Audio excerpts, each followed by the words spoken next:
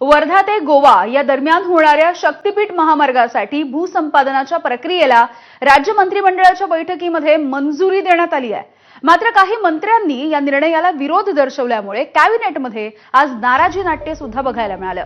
प्रामुख्याने कोल्हापूरमधले मंत्री म्हणजेच आरोग्य मंत्री प्रकाश आंबेडकर आणि वैद्यकीय शिक्षण मंत्री हसन मुश्रीफ यांनी या निर्णयाला आक्षेप नोंदवला। याच महामार्गाच्या निर्णयामुळे विधानसभा आणि लोकसभेमध्ये फटका बसल्याची आठवण या दोन्ही मंत्र्यांनी करून दिली। होऊ घातलेल्या स्थानिक स्वराज्य संस्थांच्या निवडणुकांच्या तोंडावरती या निर्णयामुळे फटका बसू शकतो अशी शक्यता सुद्धा त्यांनी बोलून दाखवल्याचं कळतंय।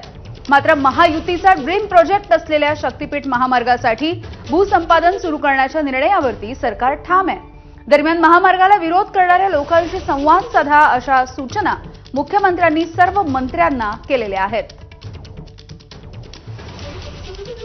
कॅबिनेटमध्ये राज्याच्या हिताचे निर्णय घेतले जातात। त्या राज्याच्या कॅबिनेटमध्ये ज्यावेळेला हा अशा पद्धतीचा निर्णय होत असताना तिथल्या शेतकऱ्यांची भूमिका मांडणं हे आमचं काम होतं। ते आम्ही मांडलं आणि मला असं वाटतं की त्याच्यामध्ये चांगल्या पद्धतीने सकारात्मक पद्धतीने आपण जाऊ। नाराजी नव्हे, आपल्या शेतकऱ्यांची भूमिका मांडणं, आपली भूमिका मांडणं हे चुकीचं नाही, परंतु त्याच्यानंतर सुद्धा त्यात समन्वयानं मार्ग काढण्याबद्दल मुख्यमंत्र्यांनी सूचित केलं।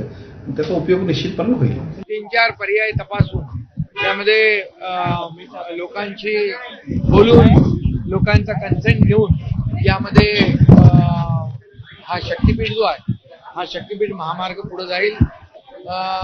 कुणावरही जोर जबरदस्ती केली जाणार नाही आणि त्याचबरोबर काही इतरही पर्याय आहेत। स्थानिक लोकप्रतिनिधींच्या बरोबर, स्थानिक शेतकऱ्यांच्या बरोबर याबाबत चर्चा करून आपण शासन निर्णय घेईल अशा प्रकारचं कॅबिनेटमध्ये देखील चर्चा झाली।